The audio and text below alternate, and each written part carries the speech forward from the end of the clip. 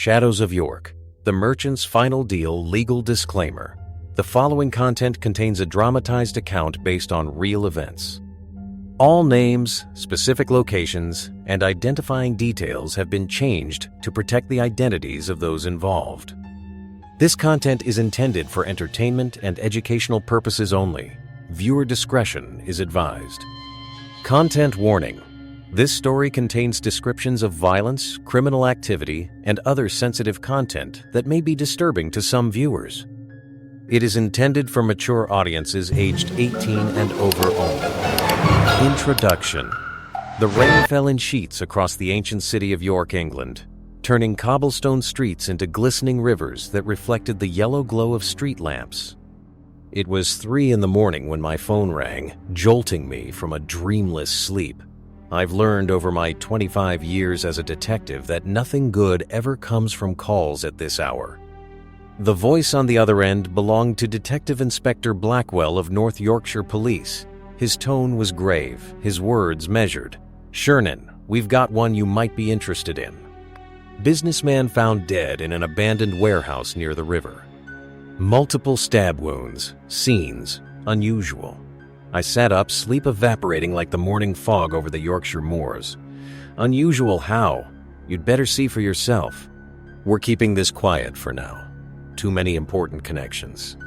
I've built my career on solving the cases that others can't or won't. The ones that slip through the cracks of conventional investigation. The ones that linger in the darkest corners of human behavior. I'm Detective Shernan, and I specialize in the unsolved, the complex, and the forgotten. This case, as I would soon discover, would test every instinct and skill I had developed over my long career. 40 minutes later, I was standing at the perimeter of a police cordon. The warehouse loomed before me, a hulking shadow against the pre-dawn sky. It was one of those forgotten industrial buildings that had once been part of York's shipping industry, now abandoned to time and decay, the sort of place where secrets could be buried and forgotten. The rain had eased to a persistent drizzle by the time I ducked under the police tape. Water dripped from gutters, creating a rhythmic percussion that seemed to count down to something inevitable. I could already see the flash of cameras inside, the white suits of forensics moving like ghosts through the gloom. "Glad you could make it," Blackwell said, appearing beside me. His face looked haggard in the harsh police lights. "Victim is one Marcus Harrington, age 52. Respected businessman on paper. Import-export, very well connected with the city's elite. Found by a security guard doing his rounds at midnight. And why am I here, specifically?" I asked, though I already had my suspicions. Blackwell handed me a pair of latex gloves. "Because this doesn't look like a typical killing. Bodies posed. Message carved into the floor beside him. And there's something else." As we approached the scene, I felt that familiar sensation creeping up my spine. The one that tells me when a case isn't going to be a simple matter of connecting evidence to perpetrator. This feeling, honed over countless investigations, whispered that I was stepping into something far more complex. A web of carefully concealed motives and long-buried secrets. The warehouse interior stretched cavernously around us, illuminated now by portable police lights that created stark shadows against the walls. Water dripped from the ceiling in places, pooling on the concrete floor. And there, in the center of this forsaken place, lay the body of Marcus Harrington.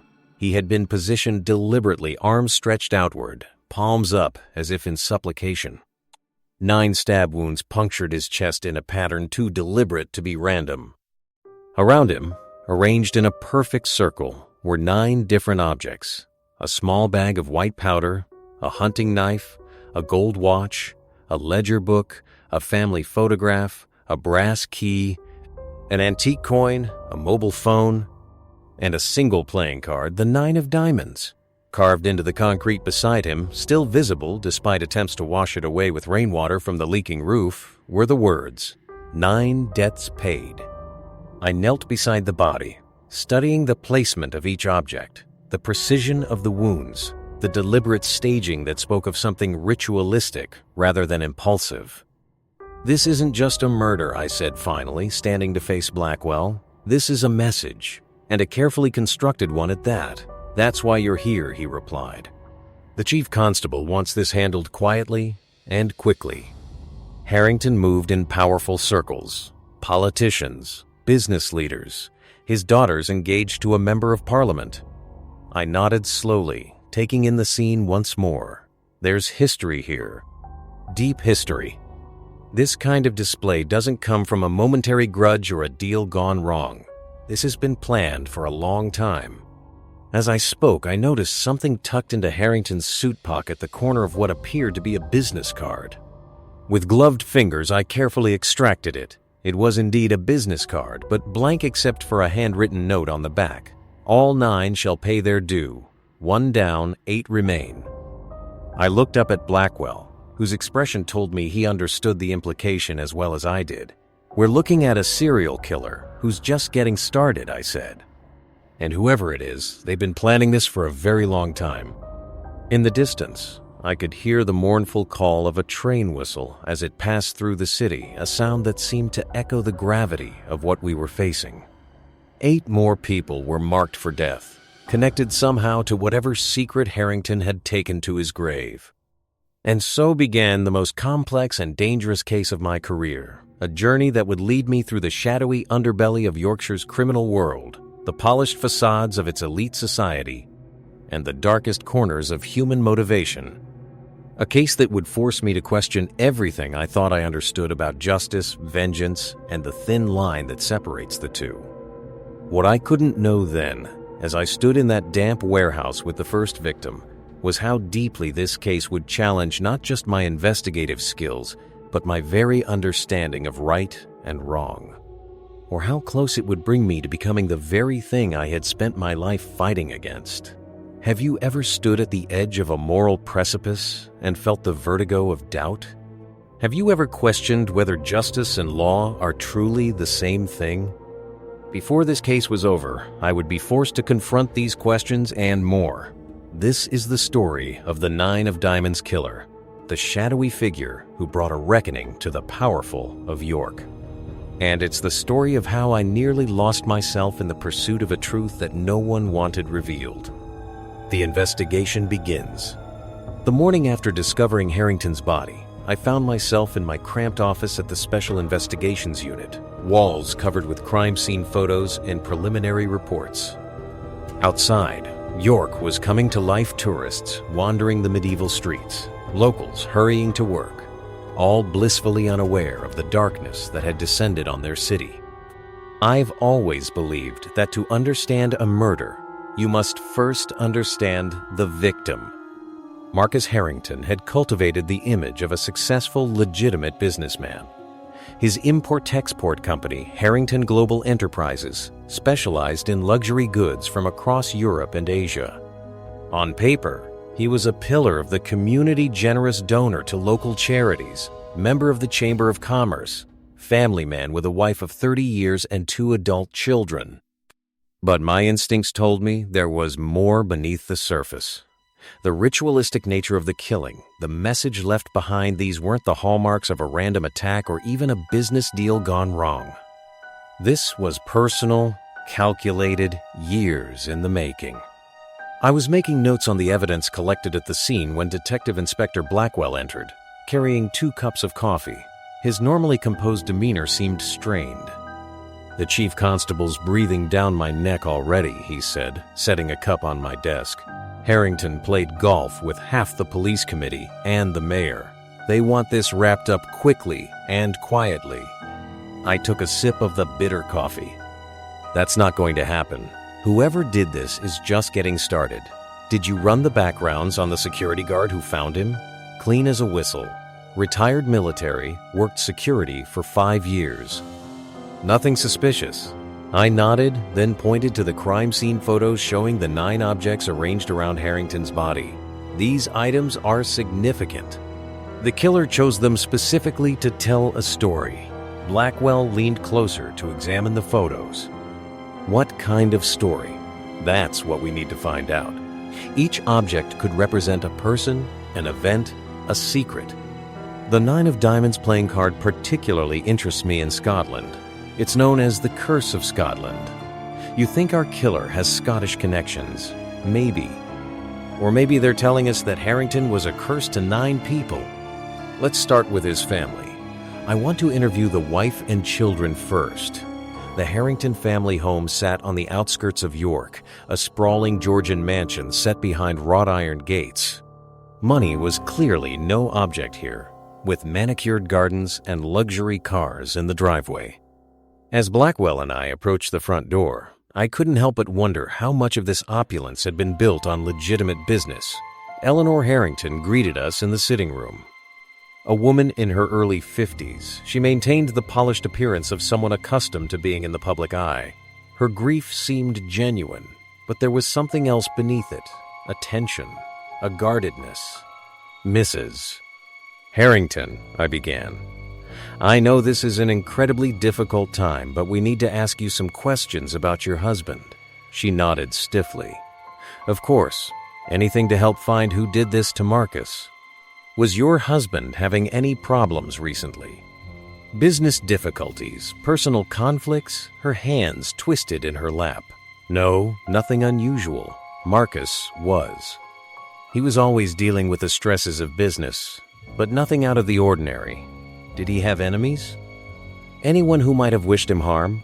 A brief flicker of something fear crossed her face before she composed herself. Detective, my husband was a successful businessman. In that world, you don't get to where he was without making some people unhappy. But enemies who would do this? She gestured helplessly toward the window, as if indicating the warehouse across the city. I can't imagine who. I watched her carefully. Mrs. Quotings. Harrington, the nature of your husband's murder suggests something deeply personal, something planned over time. The killer left specific items arranged around your husband's body. I need to know if any of these items might have significance. I showed her photographs of the 9 objects, careful to keep the images of her husband out of view. Her reaction was subtle but unmistakable. A slight widening of the eyes, a quick intake of breath when she saw the antique coin. Do you recognize any of these?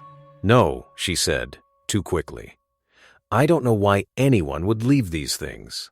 She was lying, but about which item and why? Our interview with the Harrington children yielded similarly guarded responses. The daughter, Olivia, a poised young woman engaged to MP Jonathan Caldwell, seemed genuinely shocked by her father's death, but also concerned about the potential scandal. The son, Alexander, appeared more visibly shaken, his hands trembling as he spoke about his father. Dad was complicated, Alexander said when we spoke to him alone. He expected a lot from everyone around him. Perfection was the minimum standard. Were you close? I asked. Alexander's laugh was hollow. No one was close to my father, Detective. Not really. He kept parts of himself locked away from everyone, even my mother. Any idea what these objects might mean? I showed him the photos. He studied them, shaking his head. The playing card, the 9 of diamonds, Dad used to carry one. Said it was his lucky card. This was the first concrete connection. Did he say why that particular card? Something about a business deal early in his career. 9 partners, 9 shares. It made him his first million. Alexander's eyes remained on the photos. Is that cocaine? I followed his gaze to the image of the small bag of white powder. Yes. Did your father have any connections to drugs? Not that I know of, he said quickly, too quickly again. My father was strictly legitimate. As we left the Harrington estate, I couldn't shake the feeling that the entire family was protecting something or someone. They're hiding things, I said to Blackwell as we drove back toward the city center. Grieving families often withhold information they think might tarnish the deceased's reputation, he replied. This is different. Did you see Mrs. Harrington's reaction to the antique coin? And Alexander knew exactly what was in that bag without us telling him. There's more to Harrington's business than importing luxury goods. Back at the station, I set up the incident room, creating a timeline and connection board. The 9 objects became our primary focus. Each represented a piece of the puzzle we just needed to determine how they fit together. The forensics report arrived late that afternoon. The cause of death was confirmed as multiple stab wounds, but the positioning was significant. Each wound had been inflicted with surgical precision, avoiding instant death, suggesting the killer wanted Harrington to suffer. The knife found at the scene matched the wounds, but had been wiped clean of prints. More interesting was the analysis of the white powder pure cocaine, but with a chemical marker that wasn't common in the UK drug scene. The mobile phone was a burner with only one number in the call history. The ledger book contained what appeared to be coded entries, columns of numbers and initials that made little sense at first glance. I was studying these entries when my office phone rang. "Detective Shernan," I answered. The voice on the other end was low, disguised. "You're looking in the wrong direction." I signaled to the tech team to start a trace. "Who is this?" "Someone who knows what Harrington really was. 9 objects, 9 people, 9 sins." "Tell me more," I said, trying to keep them talking. "The 9 of diamonds isn't just a playing card, detective. It's judgment. Harrington judged others his whole life, decided their fate based on his own twisted sense of justice. Now someone is judging him and the other 8. Who are the other 8? I pressed, a soft laugh. "Follow the objects. Each tells a story. But be careful. Some stories are dangerous to hear." The line went dead. The tech team shook their heads, not enough time for a trace.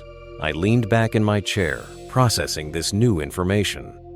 The killer wasn't just targeting Harrington, they were targeting a group. 8 more potential victims, all connected somehow to Harrington and to each other.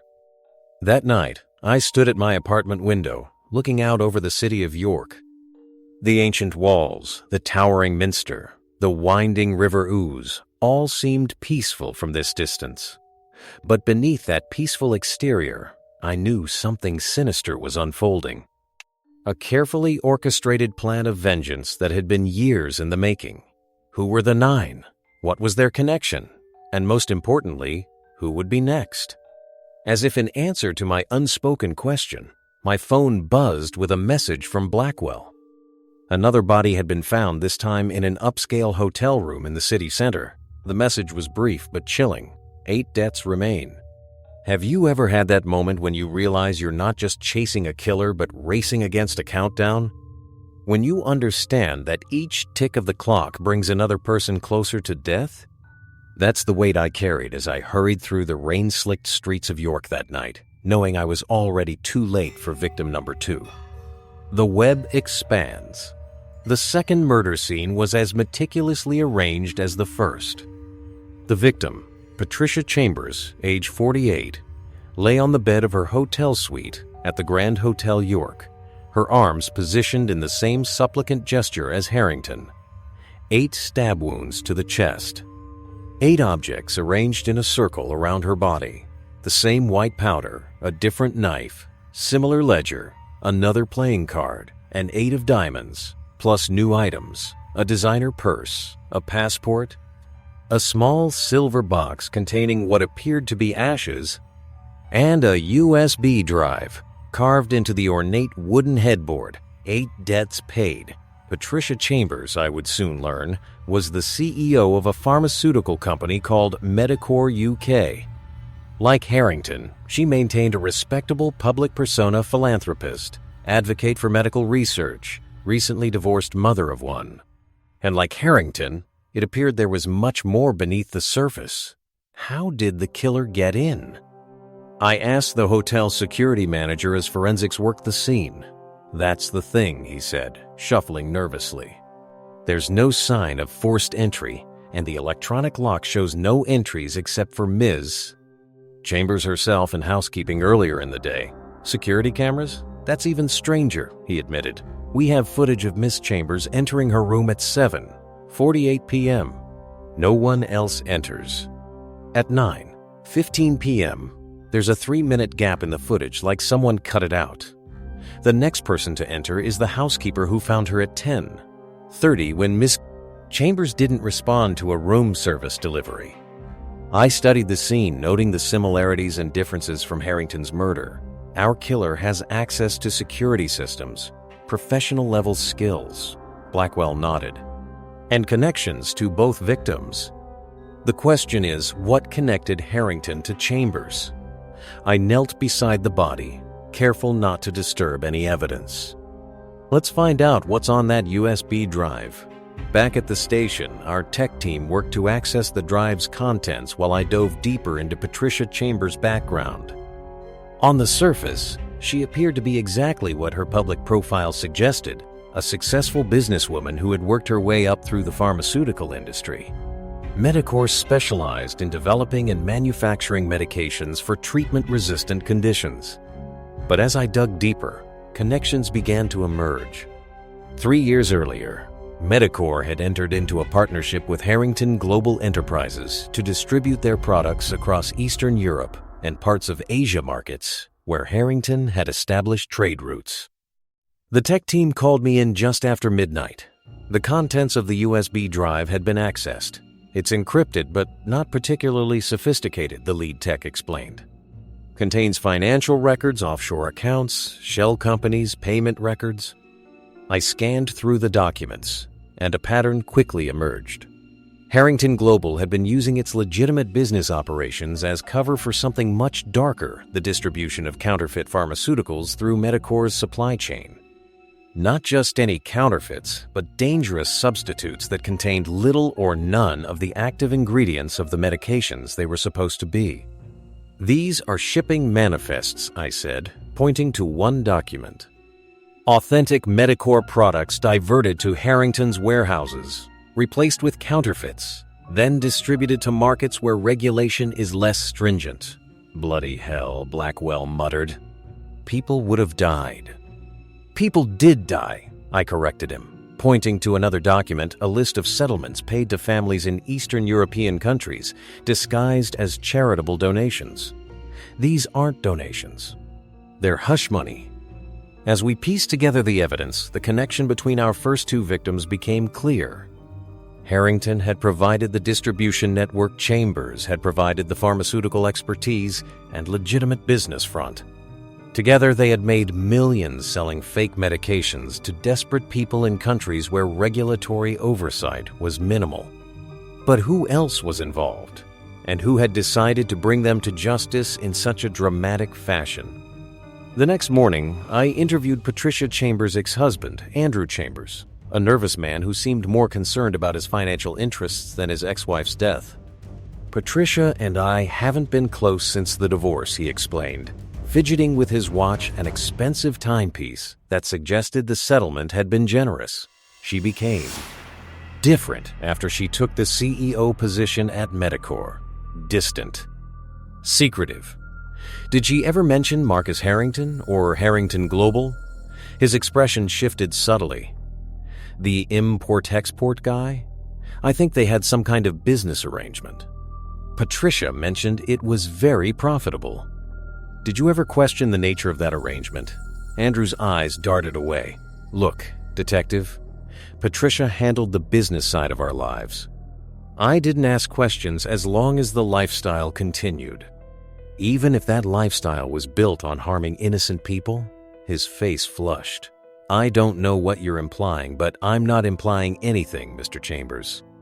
I'm telling you that we have evidence your ex-wife was involved in distributing counterfeit medications that caused deaths, and now she's been murdered, along with her business partner. Fear replaced indignation in his expression. Am I in danger? An interesting response, not denial, but concern for his own safety. That depends on whether you were involved.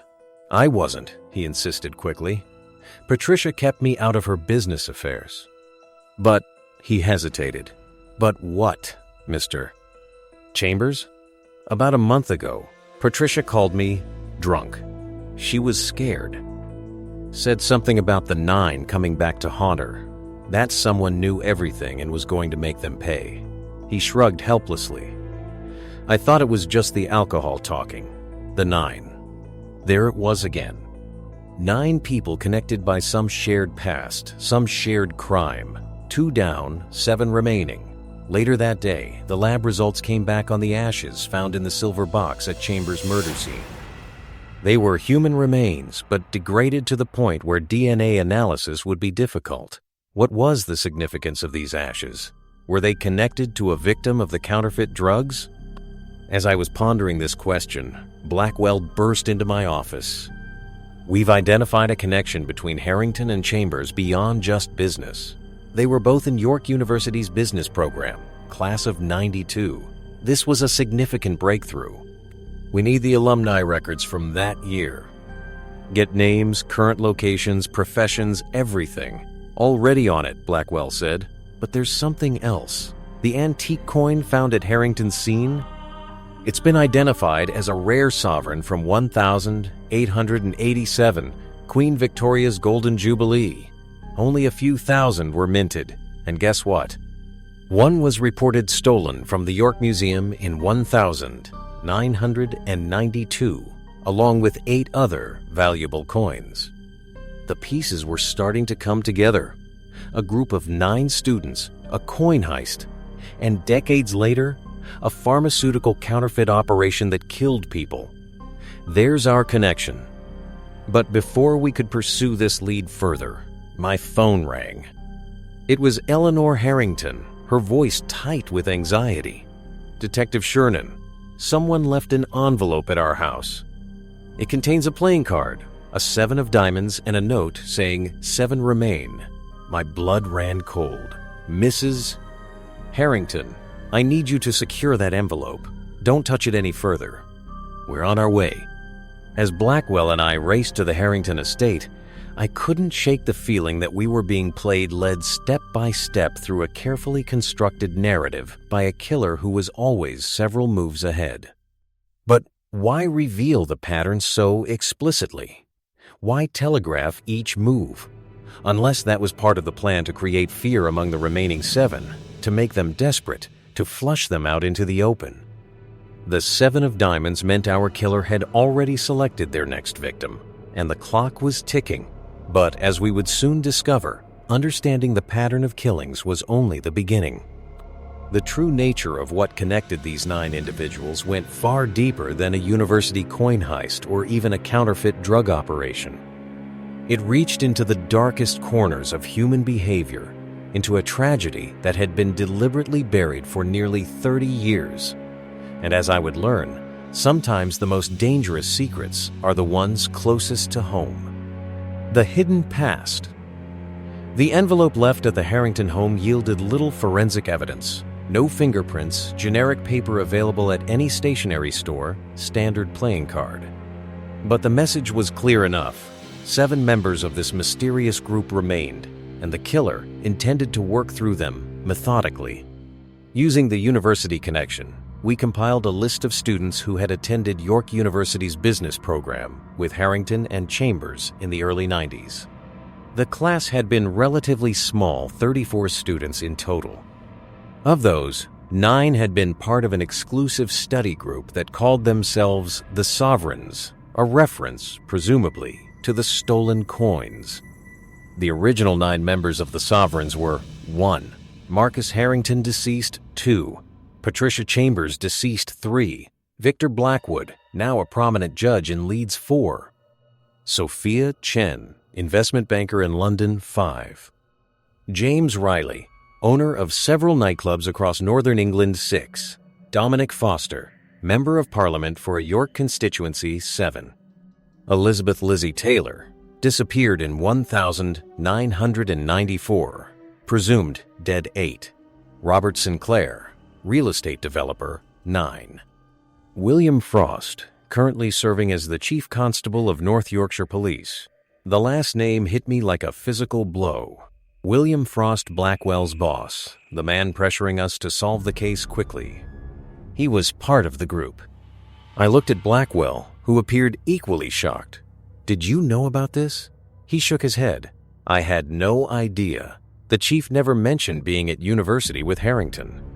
"We need to bring him in," I said. Blackwell looked uncertain.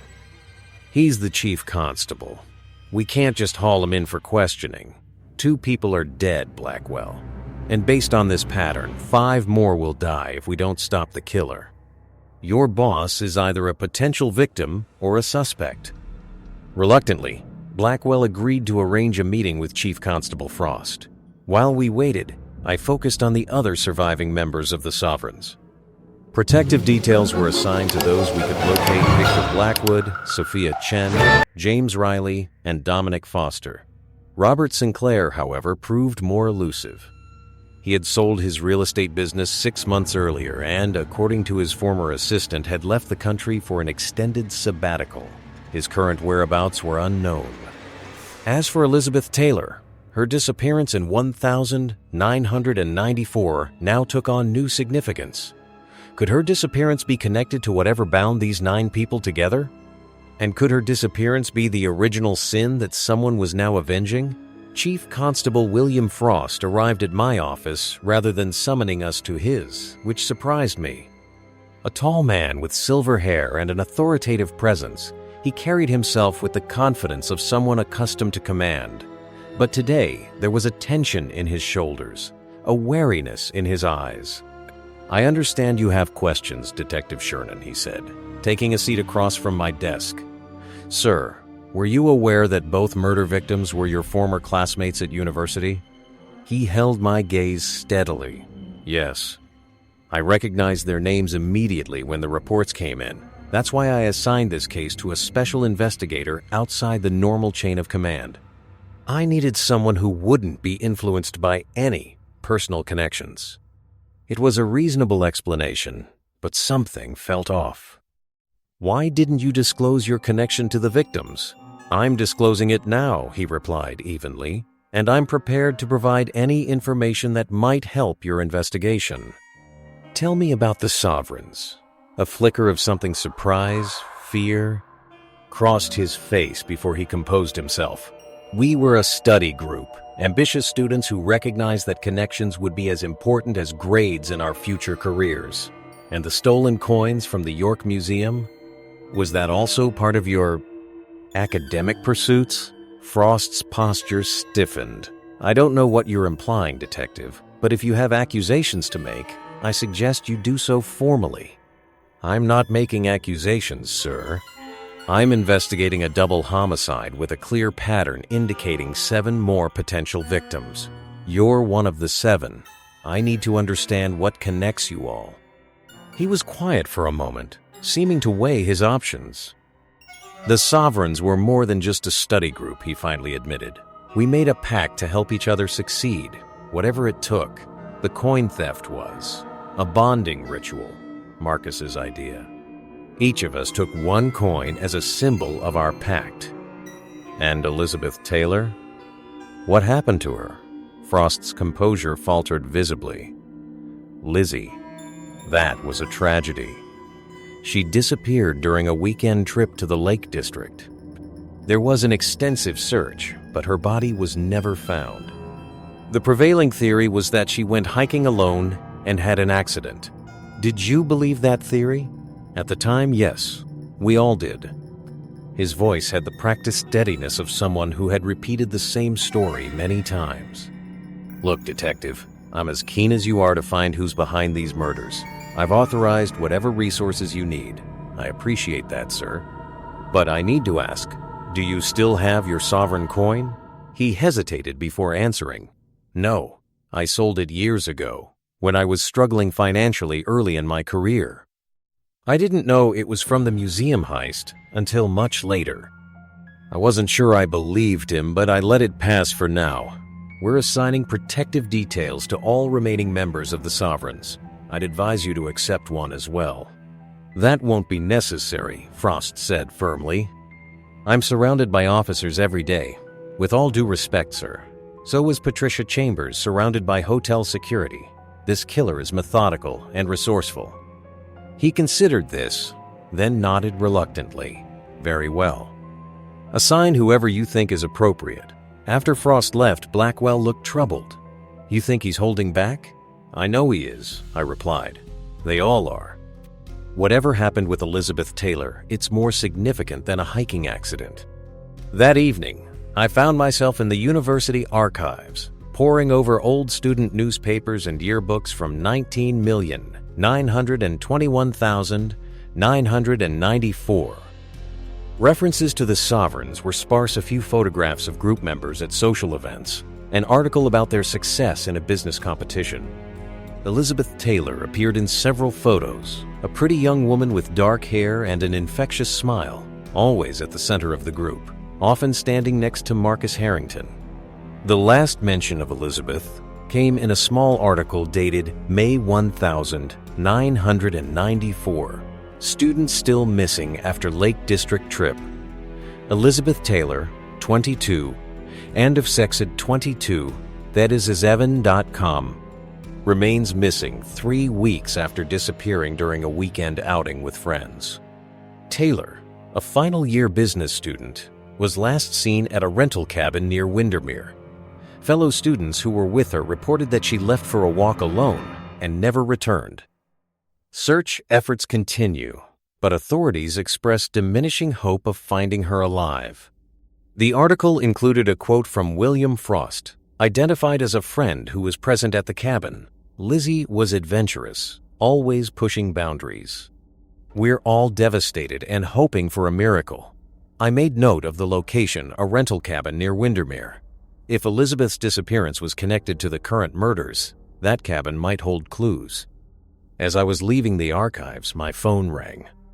It was the forensics lab with results from the analysis of the ashes found at Patricia Chambers' murder scene. We managed to extract partial DNA, the lab technician explained.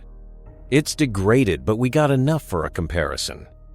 We ran it against the missing persons database, and it's a match to Elizabeth Taylor, detective. Those are her remains. I leaned against the wall, processing this information. After nearly 30 years, Elizabeth Taylor had returned not alive, but as ashes left beside her murdered former friend. The implications were staggering. There's something else, the technician continued. Based on trace elements in the bone fragments, we believe the body was buried in soil with a specific mineral composition consistent with the Lake District. And there's evidence of trauma to the fragments we could analyze, not consistent with an accidental fall. She was murdered, I said, though it wasn't a question. It appears so. Everything changed with this revelation. This wasn't just about a pharmaceutical counterfeiting operation or even a university coin heist. This was about Elizabeth Taylor, her death, her murder, and apparently her cremation.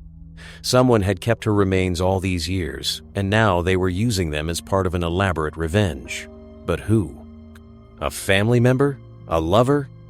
Or someone else connected to the sovereigns who had broken their pact of silence after all these years? I called Blackwell with the news and requested teams to locate and interview Elizabeth Taylor's family members. Then I headed to my car, intending to drive home and reconsider our approach in light of this new information. That's when I noticed the envelope on my windshield. Inside was a playing card, the 6 of diamonds, and a simple message: 6 remain. Tick-tock. Our killer was watching me, following my investigation, and they were about to strike again.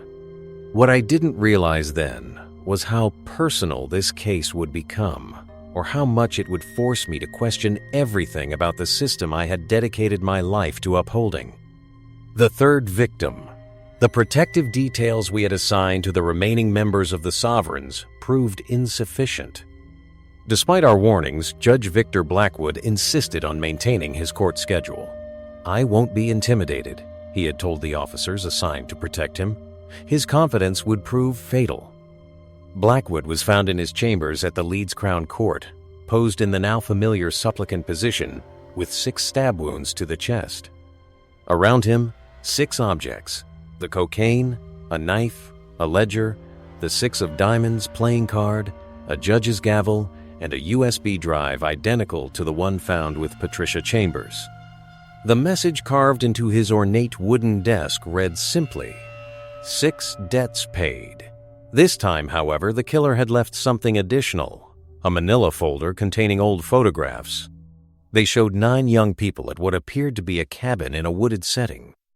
The images captured a weekend party, drinks, music, laughter. Elizabeth Taylor was in most of the photos, always smiling, always at the center of the group. But the final photograph was different. It showed Elizabeth alone on a dock by a lake, looking back over her shoulder at the photographer. Her expression was no longer joyful but fearful, and this photo had writing on the back, "The last night she knew too much." I studied the crime scene, noting the now familiar precision of the killer's work. How did they get past the court security? I asked the senior officer on scene. CCTV shows Judge Blackwood entering his chambers alone at 6:30 p.m. No one else enters. At 7:15, there's a 3-minute gap in the footage. The same pattern as Patricia Chambers' murder, a security gap that allowed the killer to enter and exit unseen. This level of sophistication suggested resources and planning beyond what most killers could manage. The contents of the USB drive further complicated the picture. Like the one found with Chambers, it contained financial records, but these showed Judge Blackwood receiving substantial payments from a shell company linked to Harrington Global. The payments coincided with cases Blackwood had presided over, cases involving drug offenses where defendants with connections to certain Eastern European entities had received unusually lenient sentences. Blackwood hadn't just been part of the university group, he had continued his corrupt association with Harrington into the present, using his position as a judge to protect their criminal enterprise. As I was examining the evidence, Chief Constable Frost arrived at the scene, his face grim. 3 of 9, he said quietly, looking at Blackwood's body. This is escalating too quickly. The killer is sending a clear message, I replied. These aren't random victims. Each murder reveals another layer of corruption. Frost turned to me, his expression unreadable. What exactly are you suggesting, Detective? I'm suggesting that the Sovereigns weren't just a study group that stole some coins. I think something happened to Elizabeth Taylor, something all 9 of you covered up. And now someone is systematically exposing each of your crimes while eliminating you one by one. His jaw tightened. Careful, Shernan. Speculation isn't evidence.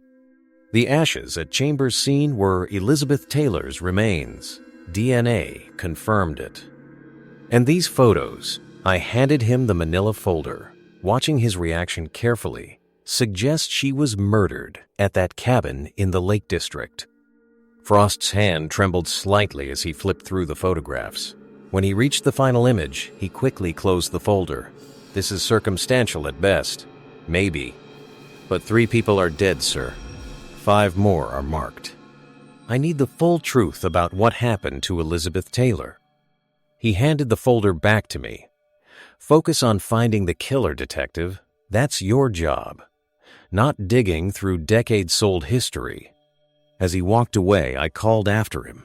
History has a way of catching up, sir. Especially the parts we try to bury. Back at the station, I added the new evidence to our investigation board. The pattern was becoming clearer. Each murder revealed another aspect of corruption involving the Sovereigns. Harrington's scene had introduced the counterfeit drug operation. Chambers' scene had revealed the pharmaceutical connection. Blackwood's scene had exposed judicial corruption protecting the enterprise. What would the next murder reveal? I was pondering this question when Blackwell entered with a file. We located Elizabeth Taylor's mother, Margaret Taylor, 76, living in a care home in Scarborough. She's willing to speak with us. The drive to Scarborough took us along the Yorkshire coast, normally a scenic journey. But today the gray skies and churning sea matched my somber mood. Margaret Taylor was waiting for us in the care home's small garden, a frail woman with the same dark eyes as her daughter in the photographs. After introducing ourselves, I gently explained that we were investigating a case that might be connected to her daughter's disappearance. Not disappearance, she corrected firmly, murder. My Lizzie was murdered. I've known it for 29 years, but no one would listen. What makes you so certain, Mrs. Taylor? I asked. Her hands trembled as she reached for a worn envelope beside her chair. Lizzie called me the night before she went missing. She was scared. Said she'd discovered something about her friends, something terrible. She was going to confront them at the cabin that weekend, then go to the police. Did she tell you what she had discovered? Mrs. Taylor shook her head.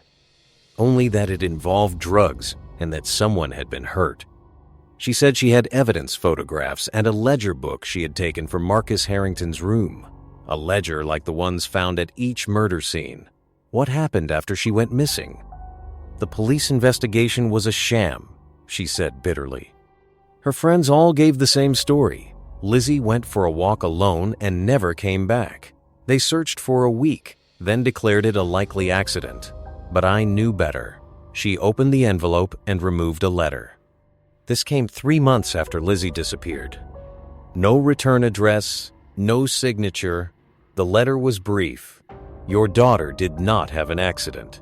She was silenced. The 9 are responsible. Someday, justice will come. Did you show this to the police? I asked. Of course. They said it was probably a cruel prank. One of the detectives, a friend of William Frost, suggested I was becoming unhealthily obsessed.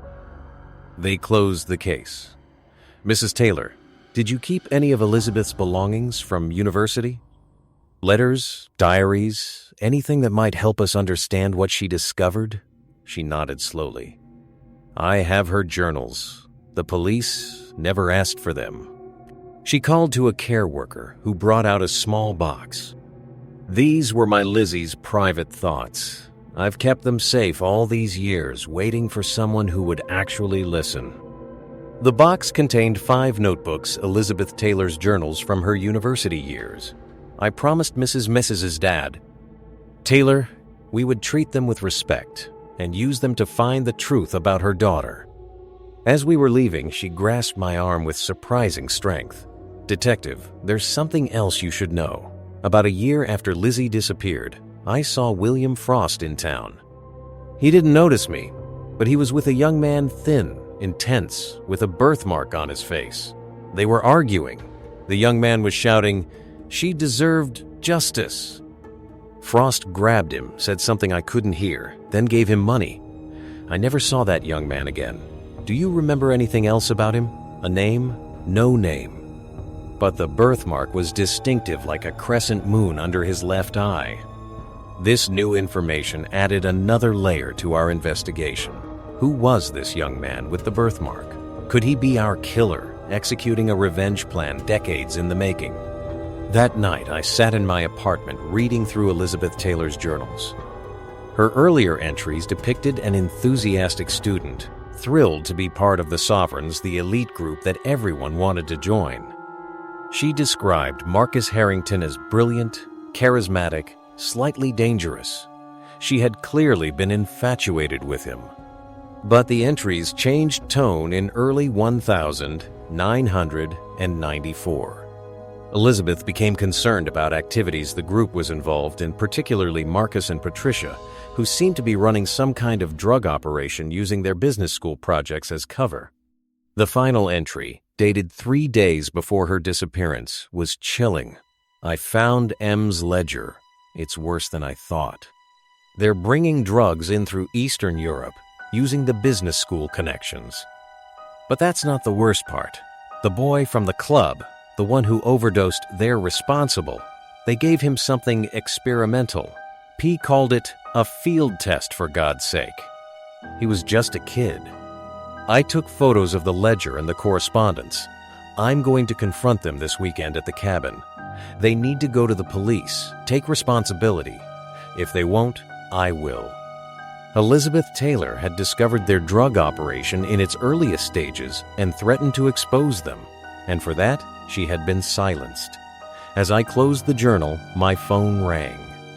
It was James Riley, one of the remaining sovereigns who owned nightclubs across northern England. Detective, his voice was slurred with panic or alcohol, possibly both. Someone's been to my house. They left something playing cards, 5 of them. Diamonds. And ashes. There are ashes scattered on my bed. Where are you now, Mr. Riley? At my club in York, the Underground. I've got security here. I'm safe. Stay there. I'm on my way. I called Blackwell to meet me at Riley's club, but as I was about to leave, my phone rang again. This time, it was the disguised voice I had heard before.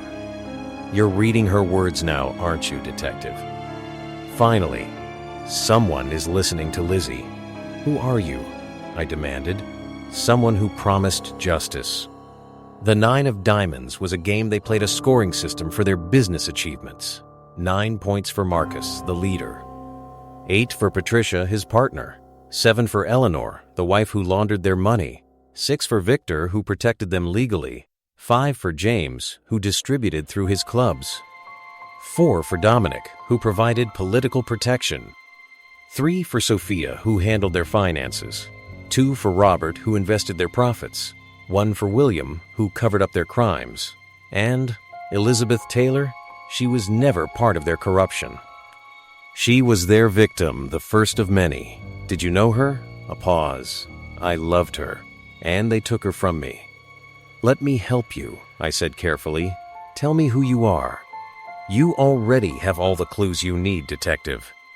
Ask yourself who else disappeared around the same time as Lizzie. Who else might have reason to wait 30 years for revenge? The line went dead. I stood frozen, realization dawning. The young man with the birthmark that Margaret Taylor had seen arguing with Frost. According to her, he had shouted, she deserved justice. I needed to check records of missing persons from 19,941,995, particularly young men who might have had connections to Elizabeth Taylor. But first, I had to get to James Riley before the killer did. As I drove through the dark streets of York toward the underground nightclub, I couldn't shake the feeling that we were approaching a crucial turning point in this case, one that would force me to make difficult choices about justice, the law, and where exactly the line between them should be drawn. Little did I know how prophetic that feeling would prove to be. The reckoning approaches. The underground was housed in a converted Victorian bank building in the heart of York's nightlife district. Despite the late hour, the club was pulsing with activity, a line of patrons waiting to enter, bass-heavy music spilling onto the street each time the doors opened. James Riley's security team met me at a side entrance, escorting me through a labyrinth of corridors to a private office. Riley himself was a study in contrast, dressed in an expensive suit that couldn't hide the physical deterioration from years of hard living. His hands shook as he poured himself another drink, spilling whiskey on the polished desk. They were in my house, he said without preamble. My bloody house. Got past the security system, the guards, everything. Tell me exactly what you found, I said, taking a seat across from him. He pushed a plastic evidence bag across the desk. Inside were 5 diamond playing cards arranged in a neat row, dusted with what appeared to be ashes. These were on my pillow, like a corpse at a wake, surrounded by memorial cards. I examined the bag without opening it. And you have no idea how someone got into your house? None. My security system showed no breaches. But they're sending a message, aren't they? I'm next. Blackwell arrived, nodding to me as he entered. I brought him up to speed quickly, then turned back to Riley. Mr. Riley, it's time for complete honesty. Elizabeth Taylor was murdered at that cabin in 1994, wasn't she? Riley's face drained of color. He reached for his drink with a trembling hand. I don't know what you're talking about. We have Elizabeth's journals. We know she discovered the drug operation you were all involved in. We know she threatened to go to the police. And now someone is killing the members of your group one by one in order of your involvement. His eyes darted between Blackwell and me, calculating. Finally, his shoulders sagged. It wasn't supposed to happen, he said quietly. None of it. We were just kids playing at being big shots.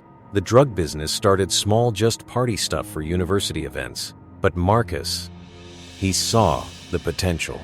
Started making connections with suppliers in Eastern Europe, and Elizabeth threatened to expose you. Riley nodded miserably. She found Marcus's records. Confronted us at the cabin that weekend. Said she was going to the police the next day. He took another drink. Marcus said he'd talk to her privately. Calm her down. They went for a walk by the lake. When he came back, he was alone. Said there had been an accident. An accident? I repeated incredulously. That's what he told us. Riley's voice rose defensively. Said they'd argued on the dock. She'd slipped, hit her head, fallen in. He tried to save her, but couldn't. We were all shocked, panicking. William, he was the calmest. Said going to the police would destroy all our lives, that no one would believe it was an accident. So you all agreed to say she went walking alone. We were scared. 22 years old, facing potential murder charges. William said if we stuck together, maintained the story, the case would eventually be closed. And the body, Riley looked away. Marcus and William handled it. Told us not to ask questions. Later, Marcus told me they buried her in the woods initially then later took care of it more permanently. Cremated her? I said flatly. I guess so. Look, I've regretted it every day since. But what could I do? We were in too deep by then. The business grew. We all had roles to play, including distributing drugs through your nightclubs. He didn't deny it. It was easy money.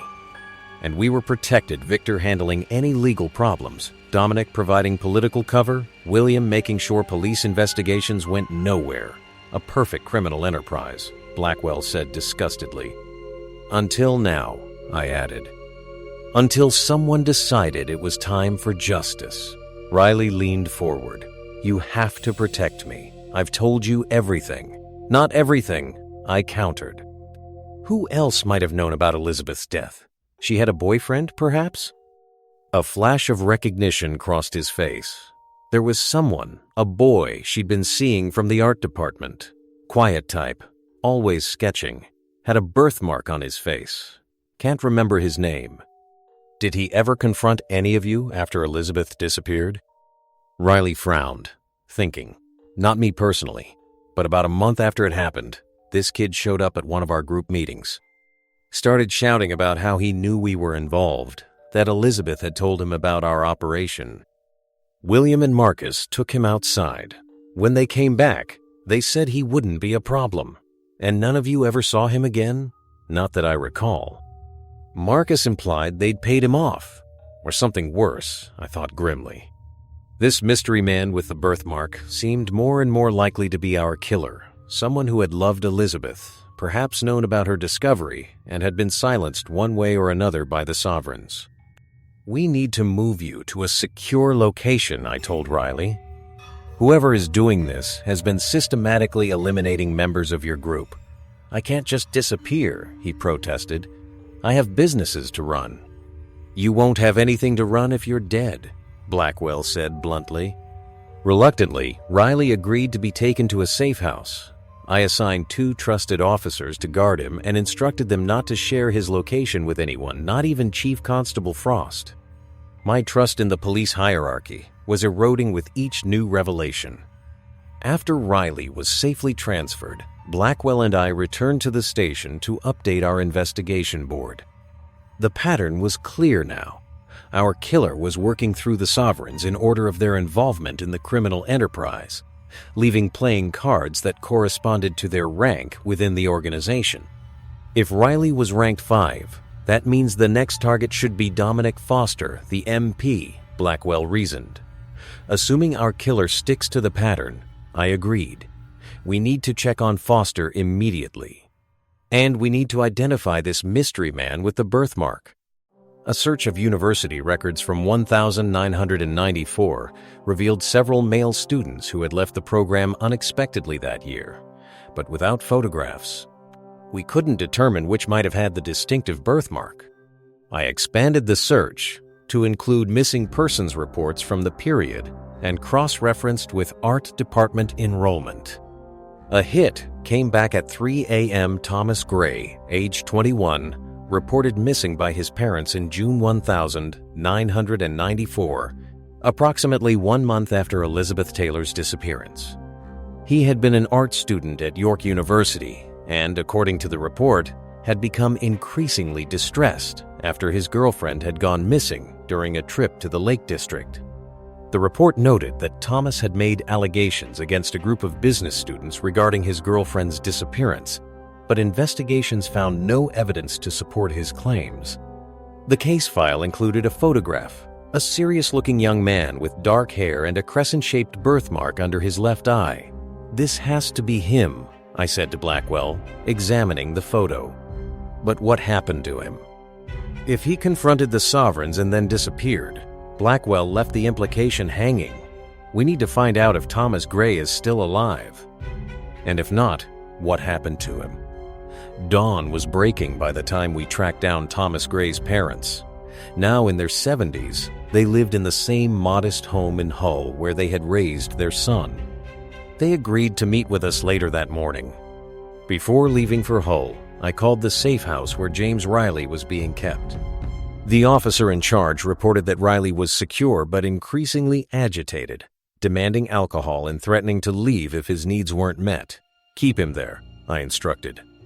"Whatever it takes. His life depends on it." The drive to Hull gave me time to process everything we had learned. This case had transformed from a murder investigation into something far more complex, a decades-long conspiracy involving corruption at every level of society, from business to politics to law enforcement. And at the center of it all, the tragic figures of Elizabeth Taylor and possibly Thomas Gray, young lives destroyed by the ambition and callousness of the sovereigns. The Grays' home was neat but modest, filled with photographs of their only child, Mrs. Gray. A small woman with kind eyes served tea while Mr. Gray, stooped but dignified, recounted the events of 1994. Tommy was never the same after Elizabeth disappeared, Mrs. Elf. Gray explained. They'd been dating for about 6 months. He was mad about her. He became obsessed with finding out what happened, Mr. Gray continued. Kept saying her friends were lying, that there had been no hiking accident. He was convinced they had done something to her. Did he tell you why he suspected them? I asked. He said Elizabeth had discovered they were involved in drug dealing, that she had proof, and was going to report them. The night before she went to that cabin, she left a package with Tommy for safekeeping. Said if anything happened to her, he should take it to the police. My heart raced. This package, do you know what happened to it? The Grays exchanged a look. After Tommy disappeared, we found a box hidden in his room, Mrs. Gray said. It contained photographs, what looked like financial records, and a journal.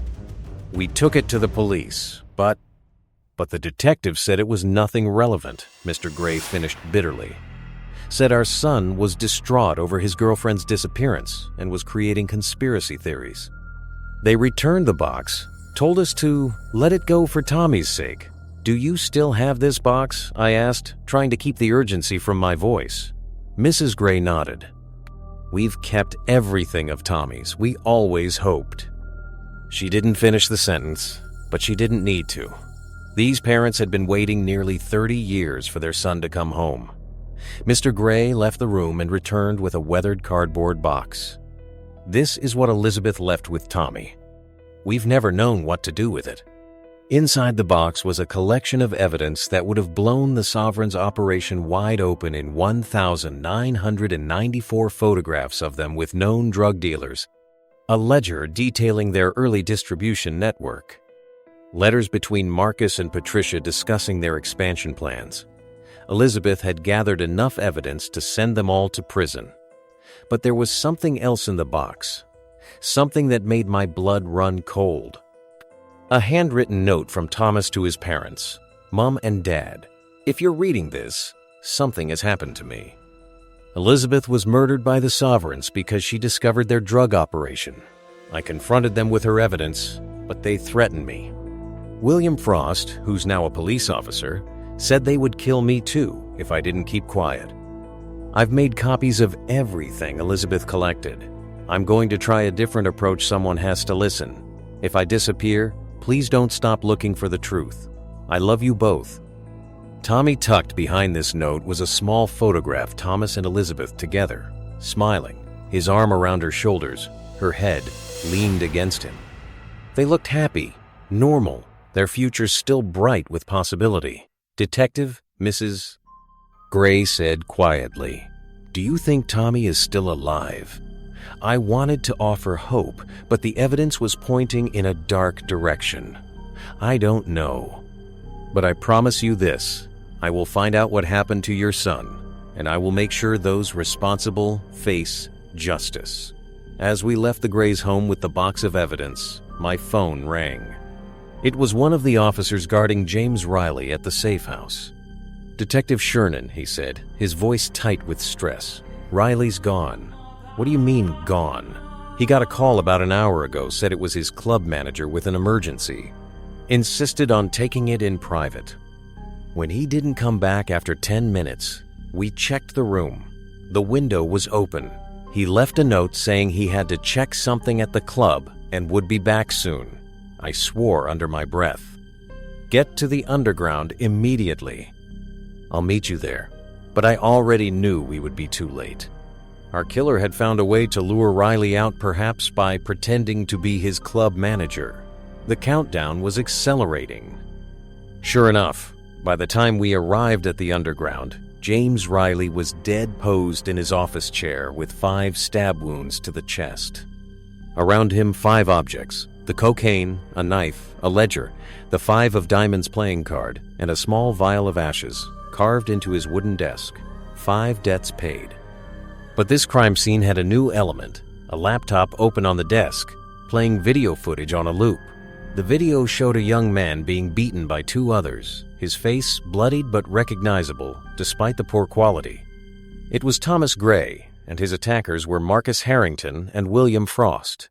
The date stamp on the footage: June 15, 1994, the day Thomas Gray had disappeared. As I watched the brutal beating, another piece of the puzzle fell into place. Thomas Gray hadn't just disappeared, he had been silenced, just like Elizabeth. But had he been killed? Or was he, after all these years, executing a meticulously planned revenge? The answer, I suspected, lay with Chief Constable William Frost, the man who had been at the center of the cover-up from the beginning.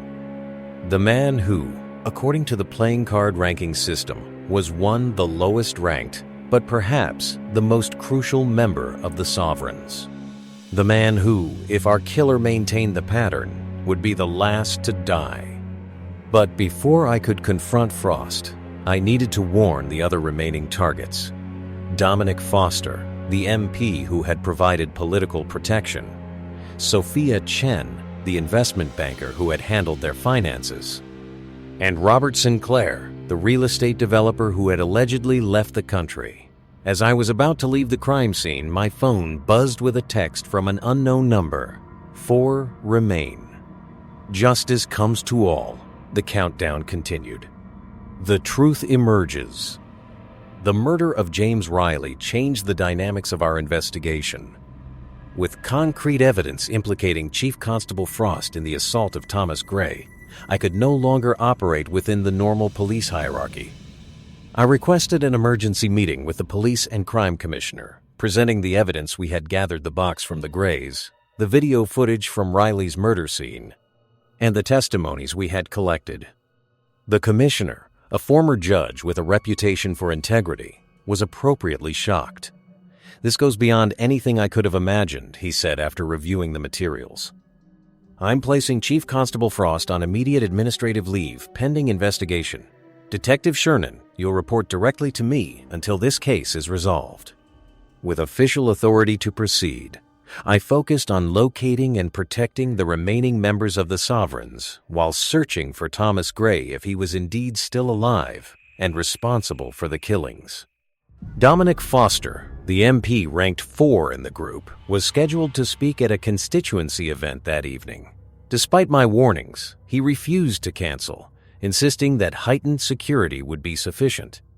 "My political opponents would love nothing more than to see me hiding in fear," he said dismissively.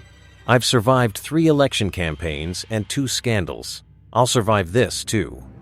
His confidence proved misplaced. Despite the presence of his security team and plainclothes officers I had assigned, Foster disappeared during a 5-minute bathroom break. His body was discovered in a maintenance closet, positioned in the now familiar supplicant pose with 4 stab wounds to the chest. Around him lay 4 objects: The cocaine, a knife, a ledger, and the 4 of diamonds playing card. But this scene included something new. A tablet playing parliamentary footage of Foster arguing against stricter regulations for pharmaceutical imports. Legislation that would have complicated the sovereign's counterfeit drug operation. Carved into the wall beside him, for debts paid. Our killer was not just eliminating the sovereigns, they were exposing their specific crimes, building a public case against them even as they executed their own form of justice. The next day, we managed to locate Sophia Chen at a financial conference in London. She agreed to protective custody after learning of Foster's murder, but insisted on returning to her hotel room to collect essential items. Despite having 2 officers with her, Chen vanished during the 7 minutes she spent alone in her bedroom packing. Her body was found in the hotel's business center, posed with 3 stab wounds and surrounded by 3 objects: the cocaine, a knife, and the 3 of diamonds playing card. A laptop beside her displayed spreadsheets documenting millions in laundered drug money moving through offshore accounts she had managed. 3 debts paid was carved into the conference table. With each murder, the pattern became more defined, the message clearer. This wasn't random violence, it was calculated exposure and punishment. Each crime scene revealed another aspect of the sovereign's criminal enterprise while systematically eliminating those responsible. Robert Sinclair, supposedly out of the country, proved impossible to locate. His former assistant admitted under questioning that she had been instructed to tell anyone who asked that he was traveling, but in reality, she hadn't heard from him in over a month. That left William Frost ranked 1 in the group but central to both the original crimes and their cover-up. Now, on administrative leave, he had retreated to his country house outside York. I assigned a protection team, but remained deeply suspicious of his involvement. Could he be orchestrating these murders himself to eliminate his former associates and cover his tracks? While maintaining surveillance on Frost, I focused on finding Thomas Gray. If he was still alive, where had he been for the past 30 years? How had he acquired the resources and skills to execute such a sophisticated revenge plan? The breakthrough came from an unexpected source.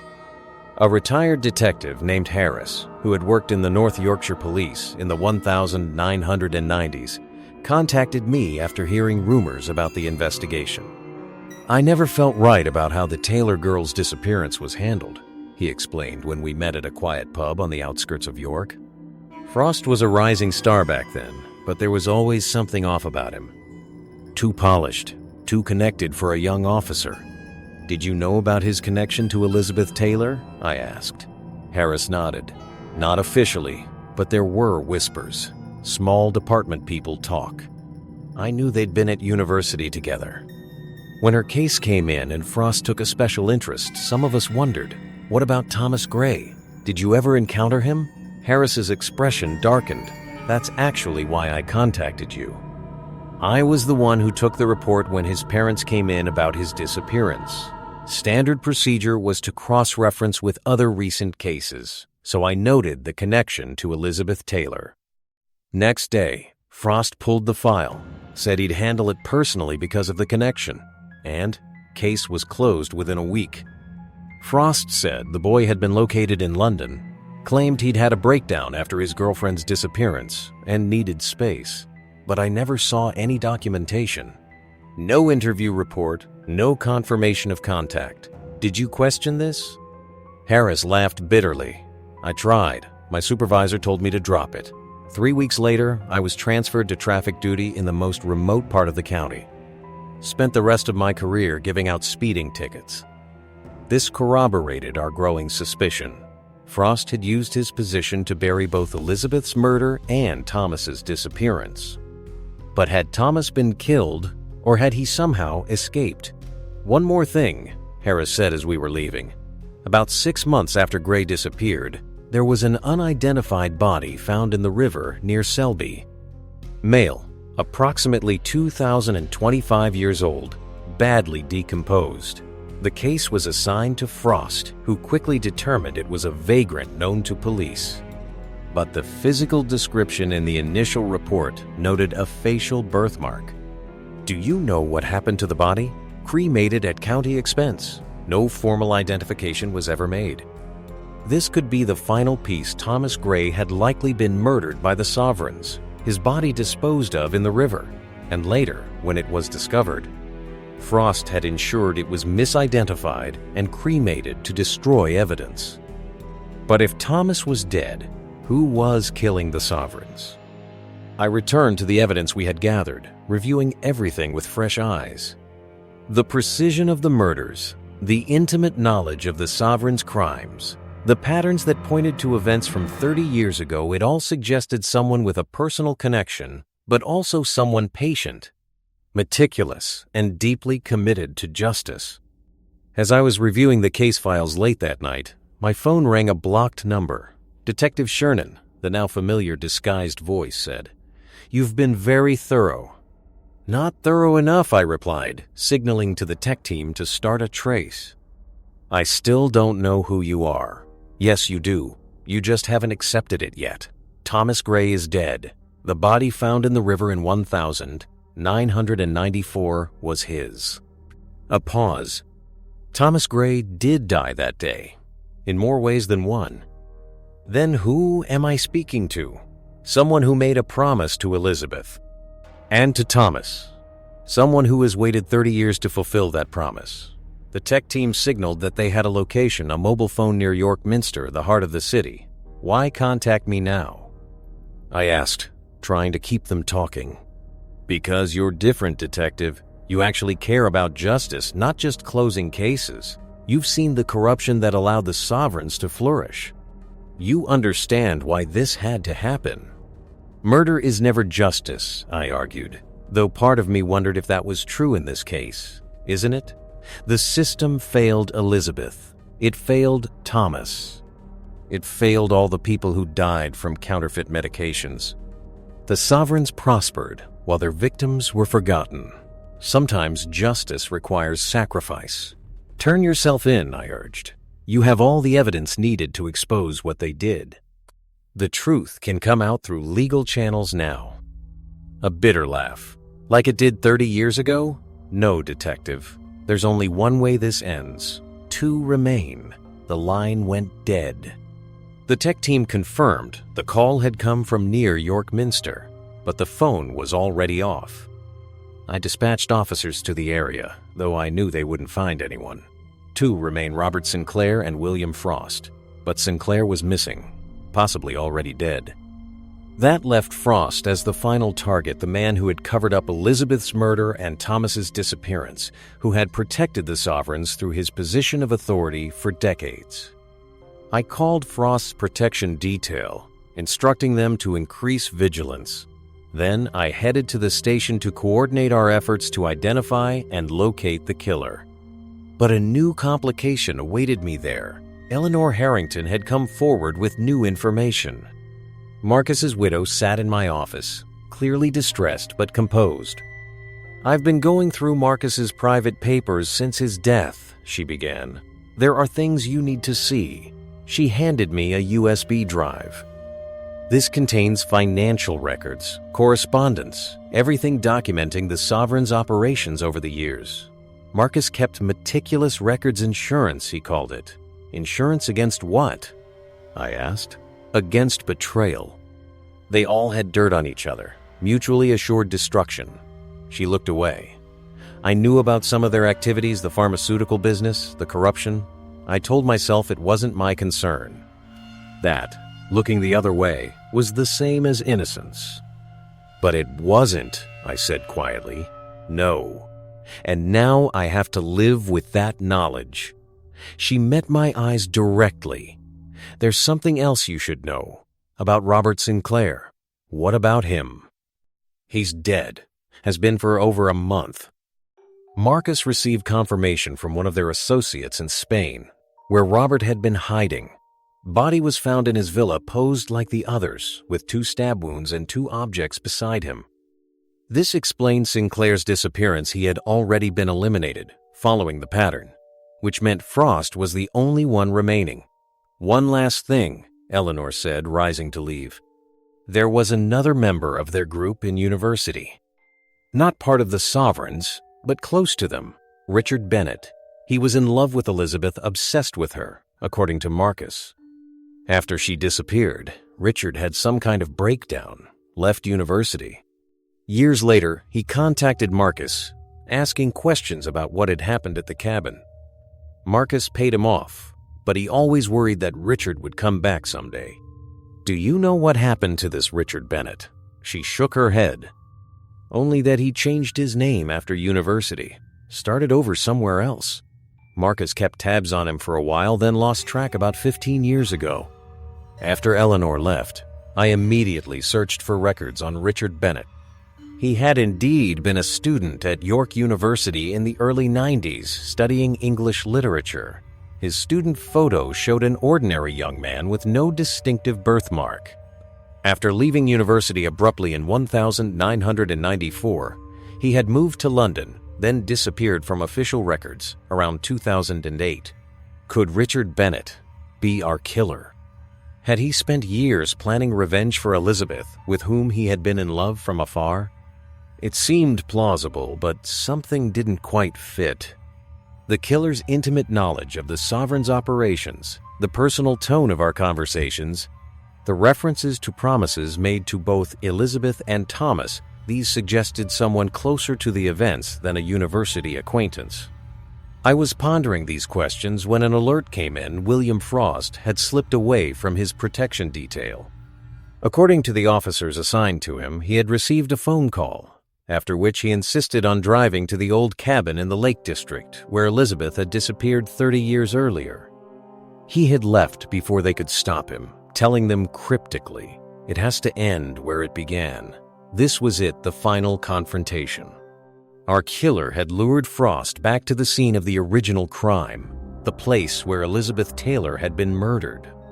I assembled a team and headed toward the Lake District immediately, driving through the night as rain began to fall, a meteorological echo of the stormy night when we found Harrington's body in the warehouse, when this complex case had first begun. As we approached the remote cabin, I instructed the team to establish a perimeter, but to wait for my signal before approaching. This had become more than just an arrest. It was the culmination of a 30-year journey toward truth and justice. I needed to witness it firsthand to understand fully what had led to this point. The cabin stood silhouetted against the pre-dawn sky, a single light burning in the window. Frost's car was parked outside, alongside another vehicle I didn't recognize. As I approached alone, gun drawn, I could hear voices from inside Frost's and another, unmodulated now, no longer disguised. I moved closer to a window, positioning myself to see inside without being observed. Frost was seated in a wooden chair in the center of the room, hands bound behind him. Standing before him was a man in his early 50s, thin and intense, with graying hair.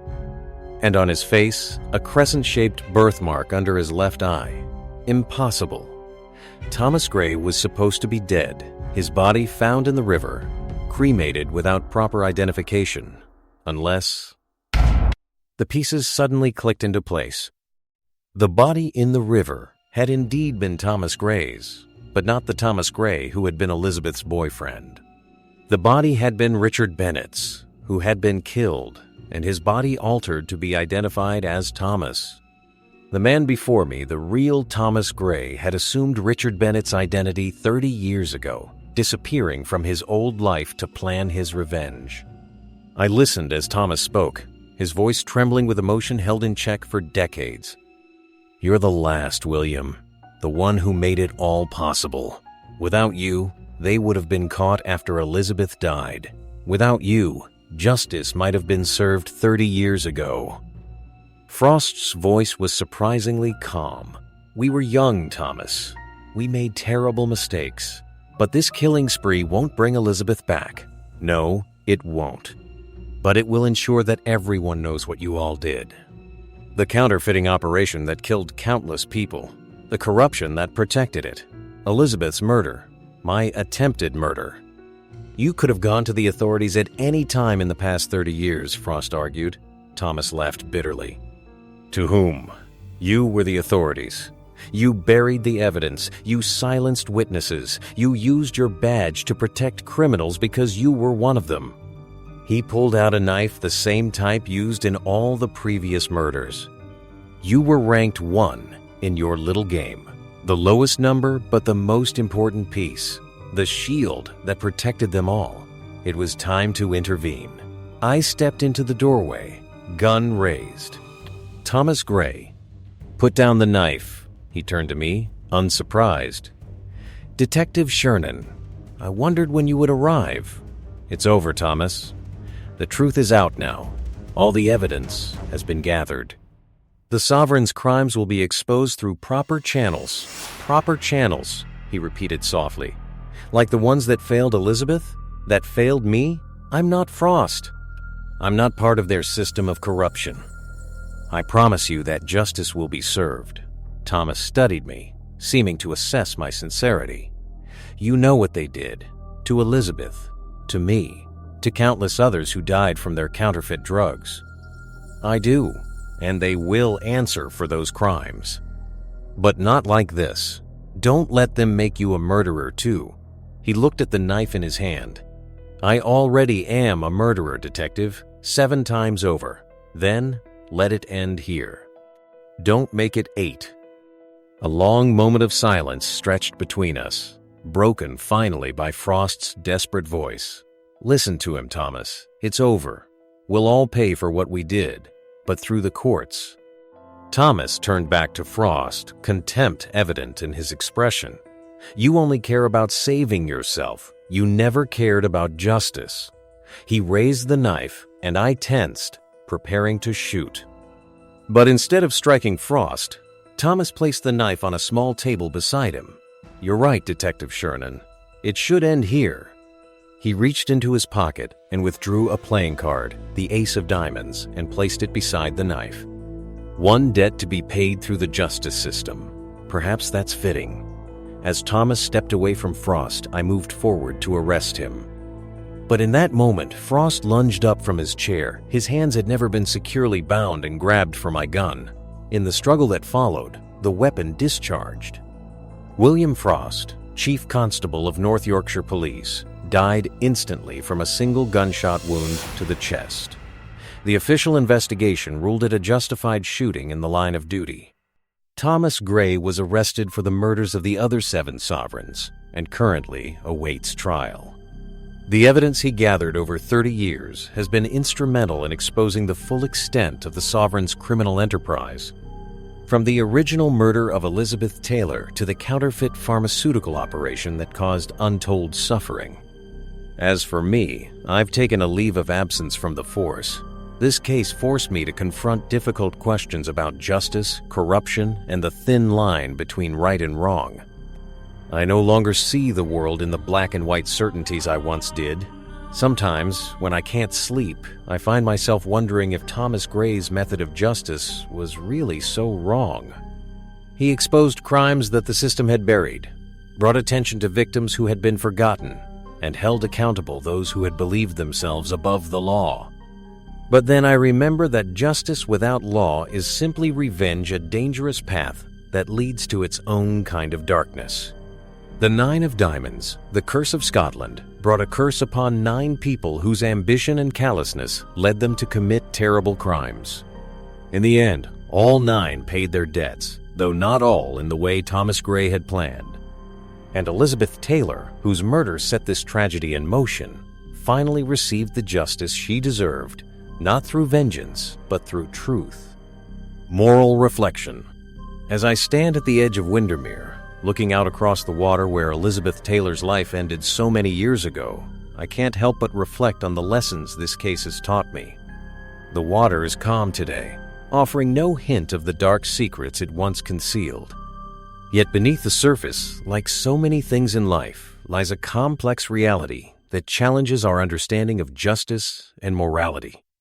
This case revealed how easily systems designed to protect can be corrupted when those with power choose self-interest over duty. The sovereigns weren't just 9 individuals who committed crimes. They represented a failure at every level of society, business, law, politics, and justice. Their story is a cautionary tale about the consequences when we allow our institutions to be compromised by those who view power as a shield against accountability.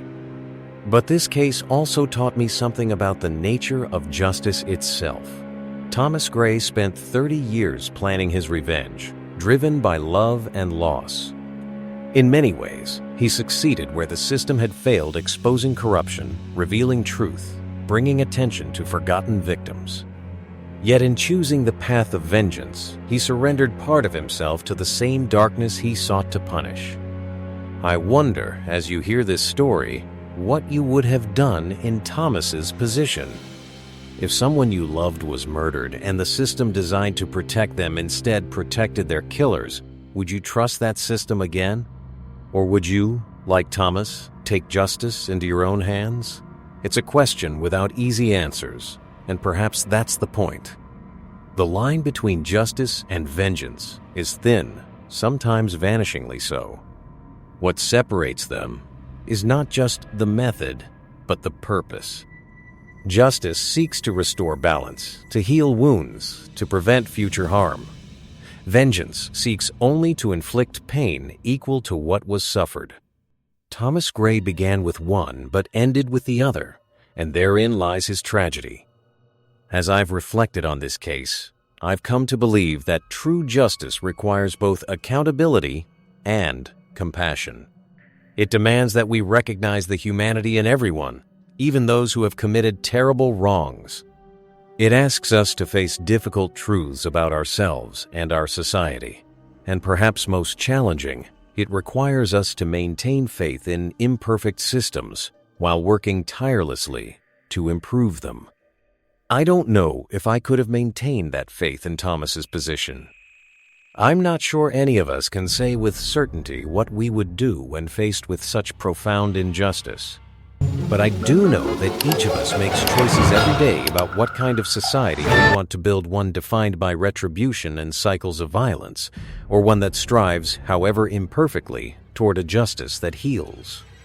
The events I've described to you occurred in York, but the dynamics that allowed them to happen exist everywhere. Wherever power concentrates without accountability, wherever profit is prioritized over human life, wherever silence is valued more than truth, there you will find the seeds of similar tragedies. So I ask you to consider your own communities, your own institutions. Are there failures of justice that need addressing? Are there voices being silenced? Are there powerful interests operating beyond accountability? And most importantly, what will you do about it? Because in the end, justice isn't something that happens to us or around us.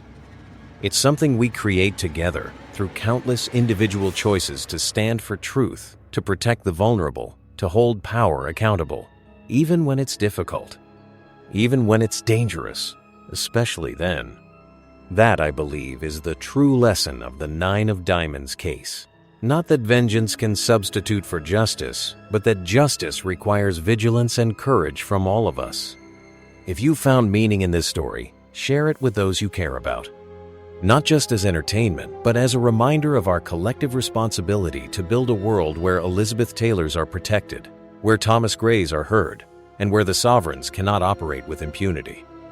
And if you'd like to hear more stories from my case files, stories that challenge our understanding of justice and human nature, please subscribe to the Shernan channel and join me in exploring the complex reality beneath the surface of the world we think we know. Thank you for listening. Until next time, this is Detective Shernan, reminding you that the pursuit of truth is never simple, but always necessary.